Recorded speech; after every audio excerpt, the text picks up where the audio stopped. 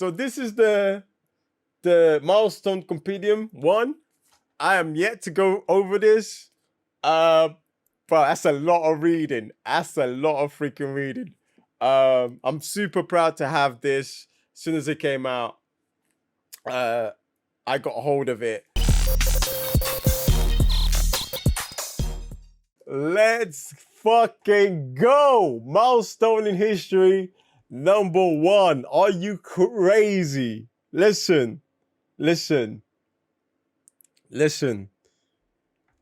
I know we had static here before, and we had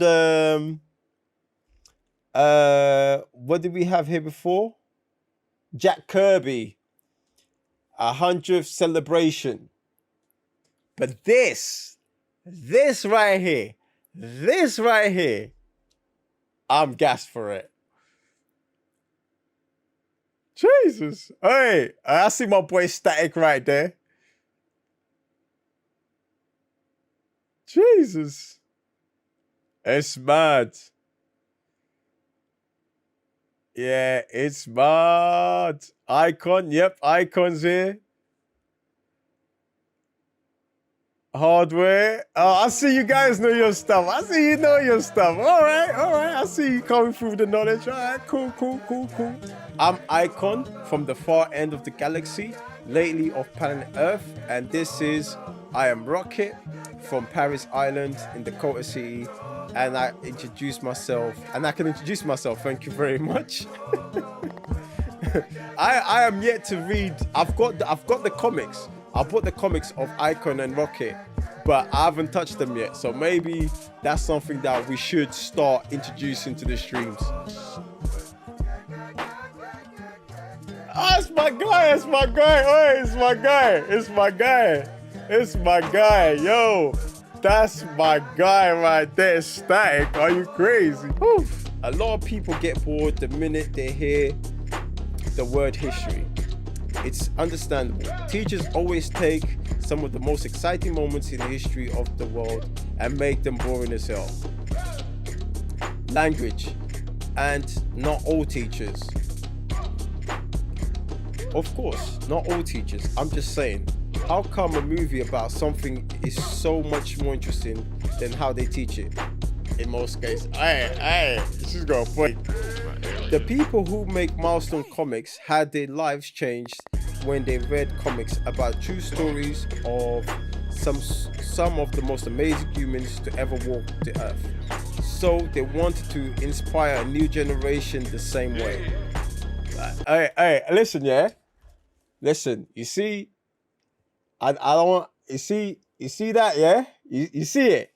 You see it. Come on. Sorry, I'm gassed.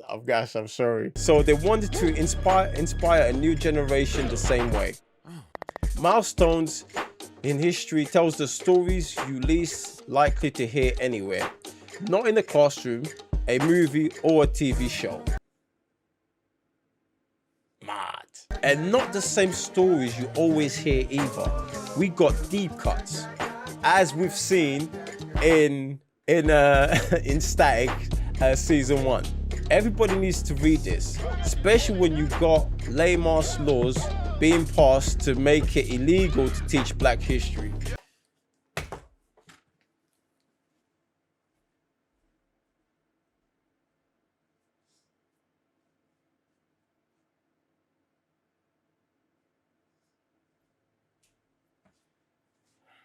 Should I just end the stream right now? Cause listen.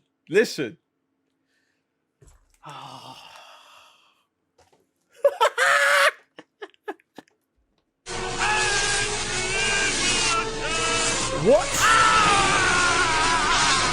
Let me toast to that.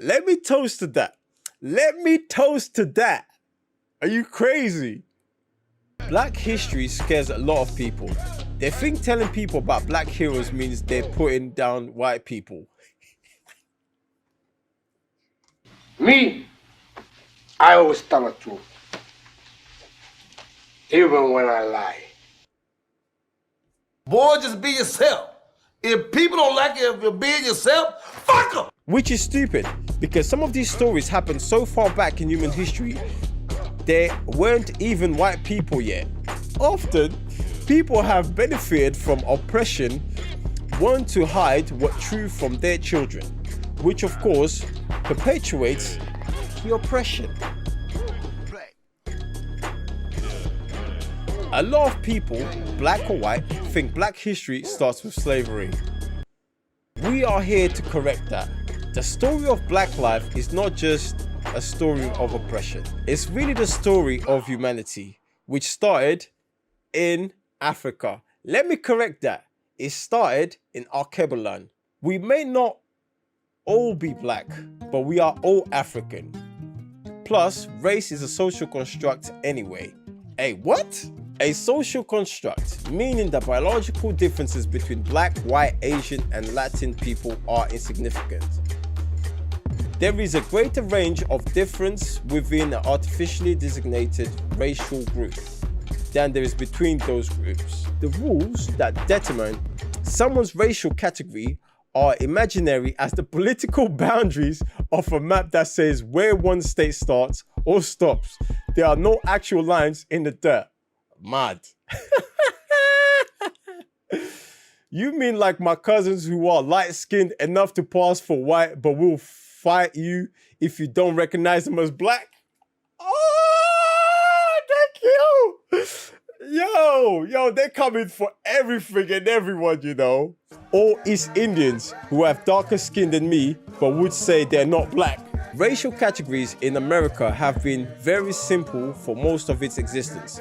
Unlike countries like Brazil, which has lots of racial categories, depend on the subtle differences in skin color, hair texture, facial features, and so on.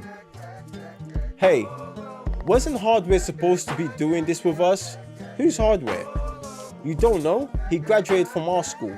Edwin Alva tried to frame him for the Big Bang, but he told the whole world that Alva was the real bad guy responsible for hurting so many people.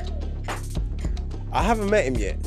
I'm sure he'll show up before we finish going through thousands of years of Earth history to highlight black achievements. Okay, let's start at the beginning. In Africa, born in Africa, mother of the world. One particular primate told science much of what we know about the dawn of human life. Writer Alice Randall, artist Eric Battle, colors Eva de la Cruz, letters and world design. Novelist Alice Randall is the author of The Wind Done Gone, Pushkin and the Queen of Spades, and Black Bottom Saints.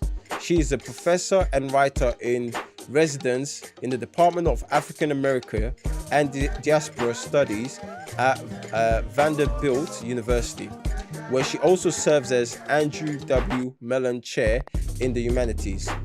Eric Battle is an illustrator, curator, and art director whose career has covered the spectrum of comic books, graphic novels, fashion illustration, children's books, and advertising. As visual storyteller, Eric is infinitely excited by the power of art and creativity and bringing dynamically visualized narratives to the readers, old and new. 25 million years ago, on the edge of the Milky Way galaxy. This looks so crazy. As meteoroids, comets, asteroids, 5 dwarf planets, Pluto, Aries, Ceres, Makemake, and Haumea, and 8 planets, Neptune, Uranus, Saturn, Jupiter, Mars, Venus, Mercury, and Earth, spun around the bright star we call the Sun. A female primate was born whose descendants include all living apes, all living humans, and me. I call her Cat Tree because she was our common ancestor and lived in trees.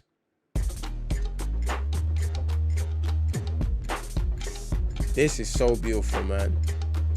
I'm so happy we're doing this, guys. For 21 million years, the descendants of Ketri roamed Earth, sharing the planet with other evolving animals and vegetation as Earth. The only planet in our solar system to develop intelligence life revolved around the sun. 3 million years ago, in the region of Earth we now call Africa, a Khatri descendant has mated with a male. As he moves away using all 4 limbs, she sleeps. Inside, she's changing. So man was just hired, he just piped and left. Madness. Khatri descendants awaits her only and best ally. The Black of Night. Giving birth early in the evening will give her the most time to recover under the powerful shelter of darkness. Black Knight, her best birthing ally, has arrived. She has found her spot, away from the other females of her own species, who might attack her baby.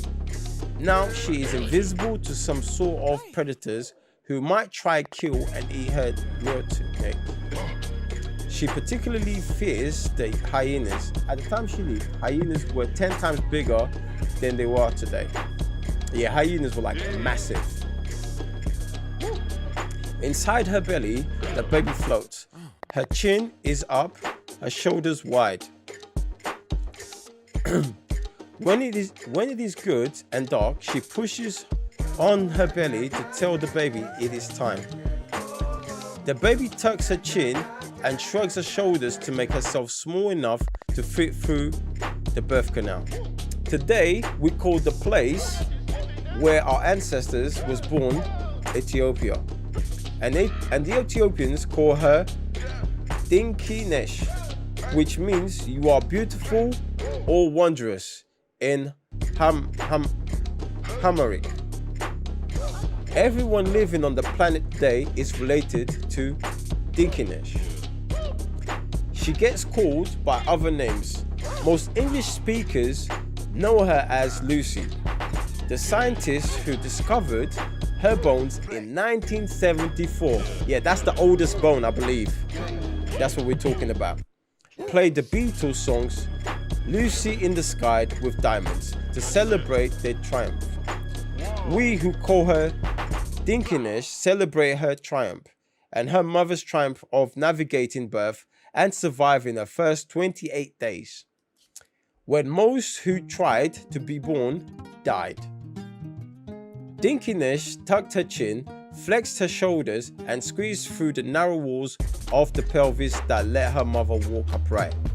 Dinkinesh made the choice to exit the comfort of the womb and enter the sweet dark night and face the galaxy. Dinkinesh, she was beautiful and wondrous and strategic, just like her mama, who had the good sense to birth her alone in the dark. Her family defined Dinkinesh's success. The much larger hyena can't pursue all of them.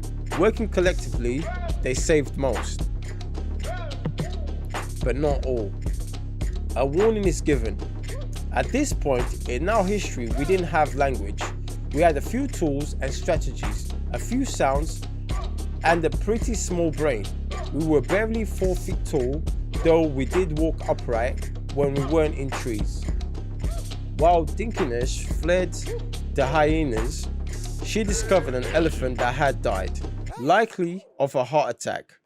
Our ancestors couldn't kill meat, but they could find it. And they found it.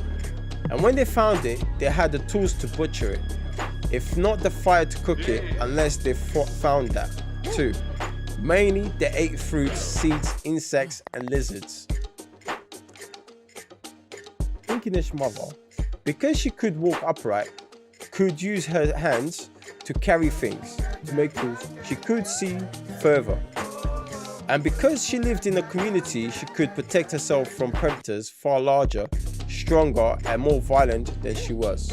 About 500,000 years ago, Dinkinesh's descendants started making wooden spears. No longer did they have to wait for an elephant to die, they could hunt, kill one. Over time, they developed an array of tools. Eventually, Dinkinesh's descendants made fire, but first they used fire they found, safe from a lightning strike. Language emerged somewhere in the sub-Saharan African during the Middle Stone Age, probably as mothers attempted to stay connected to their children even when they're not holding them. Eventually, Dinkinesh descendants lost their fur and gained the ability to sweat, allowing our ancestors to develop bigger brains. Brains expend a lot of energy and require a body that can cool down rapidly. We started painting on the cave walls, burying our dead with some symbolic objects, imagining, planning, calculating, weaving baskets, and making vessels that allowed us to carry water. At one point or another, all of these branches of the original Dinkinesh family tree overlapped with at least one other branch sharing the earth at the same time. Homo heidelbergensis, Homo neanderthalensis, Homo florensis, Homo erectus, Homo habilis, Homo rudolphus. Most people on earth today are Homo sapiens, but some of us have some Neanderthal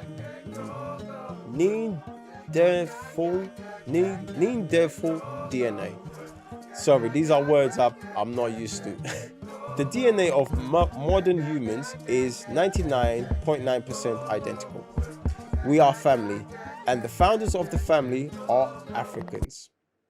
Dinkinesh is an ancestor of all people living on the earth, and the planet Earth is the only home we know for intelligence life. The end.